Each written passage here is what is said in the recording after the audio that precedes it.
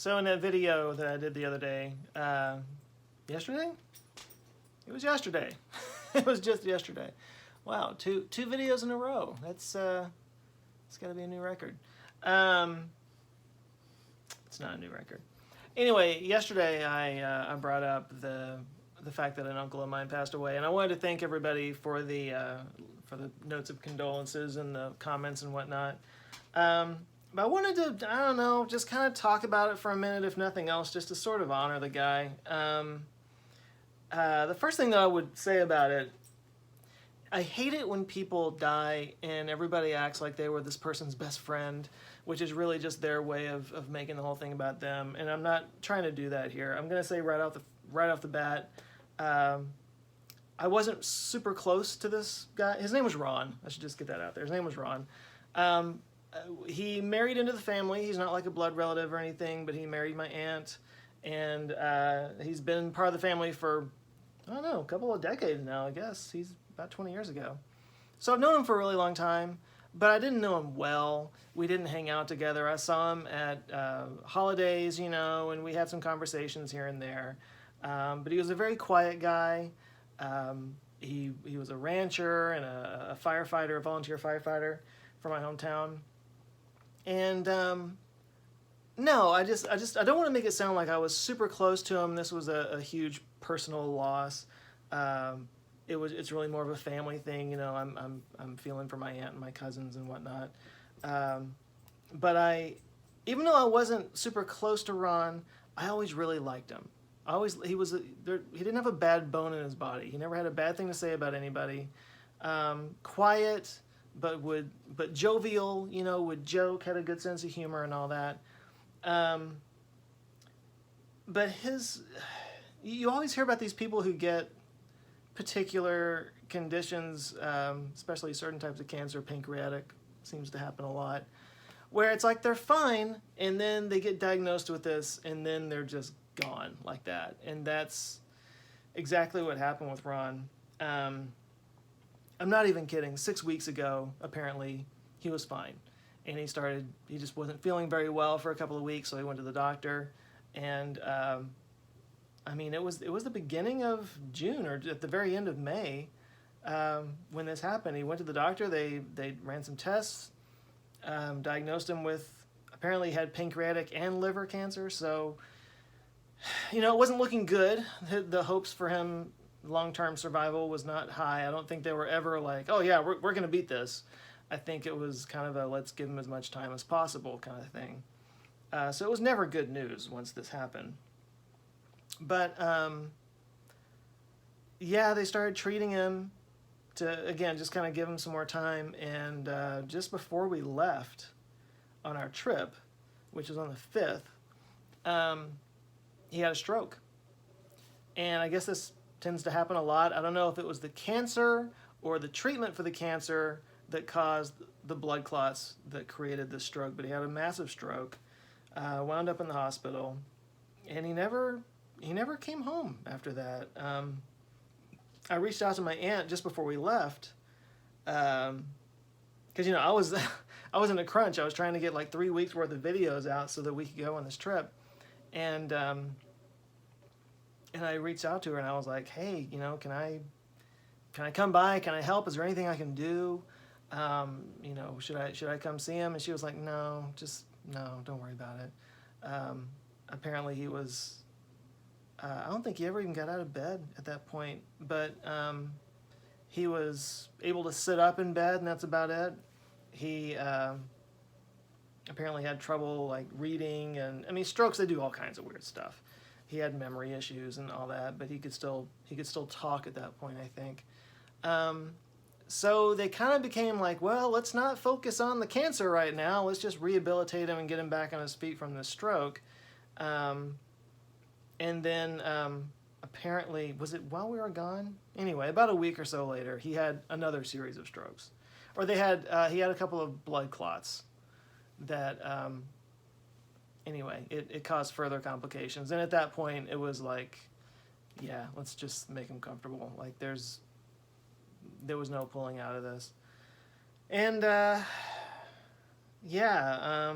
last I heard, was he kind of, they were going to try to get him home so he could die at home, but didn't even, that didn't even wind up happening. He wound up passing away in the hospital. That was on Monday morning.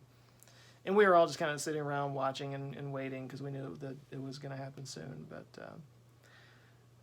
6 weeks, maybe, from him being perfectly fine to bedridden and never left the hospital. And irony is a bitch. And this is like the worst case of irony I've ever heard in my life. So my aunt, his wife, maybe 2 months ago, let's say 2.5 months ago, not even 3 months ago, got a genetic test done, and she tested positive for the BRCA2 gene, the BRCA2 gene, that increases a person's likelihood of having breast cancer. This is the same thing that Angelina Jolie had, and when she had her double mastectomy done. This was several years ago. So my aunt tested positive for this. For anybody curious, my mom went and got tested after she found out about that. She is clear of it, thankfully. So I was a little nervous for a while because it's not really good for a guy to have it either. It's not a breast cancer thing, but because guys can get breast cancer, but it increases your likelihood of something else. I don't remember what it was, probably prostate or something. I don't know. But anyway, no, my mom came out clear, so I'm okay. But anyway, no, she tested positive for this, and there was a whole debate, and she wound up going ahead and getting a double mastectomy. And apparently that was a bigger ordeal than I thought it was, because she had the mass replaced by fat tissue from other parts of her body. So it was like more than just the mastectomy. It was also like an abdominal thing. But anyway, it was a big surgery. And the irony is she went through all that to avoid cancer, to avoid that for herself, to avoid that for her family. And literally, while she was recovering from that happened. He gets diagnosed with this, and yeah. So irony can suck sometimes, and this was the most ironic, just weird thing. Just to give you an idea of what a stand-up guy Ron was, I just found this out yesterday. Apparently, right after he was diagnosed, that was my computer. He went to his pastor and he took care of all the funeral arrangements right then and there. So my aunt won't have to worry about any of that. He took care of everything. And he also set up a scholarship account at the local bank for kids from my hometown that maybe can't go to college but want to go to trade schools. So he set up something to help, a scholarship fund to help out kids like that. So anyway, R.I.P. to Ron. He was a great guy. Like I said, we weren't super close, but I always liked him, and I think that it's a loss to the world, and it's certainly a big loss to my family. So I'm going to be heading back to my hometown tomorrow for a funeral. And yeah, I just felt like talking about it because I had a lot of people asking about it, and the irony of this story is just so insane.